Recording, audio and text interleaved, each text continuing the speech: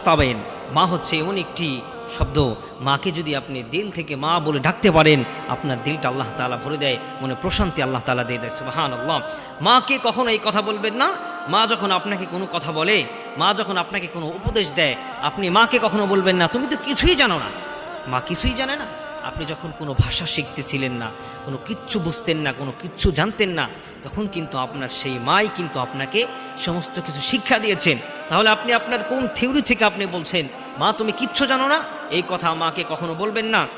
Number 2, মা যদি কখনো আপনার কাছে কোনো কিছু বলে, কোনো কিছু আপনার কাছে কোনো কিছু দিচ্ছে, তখন আপনি সেই মাকে বলবেন না মা তুমি আমার জন্য কি করেছো?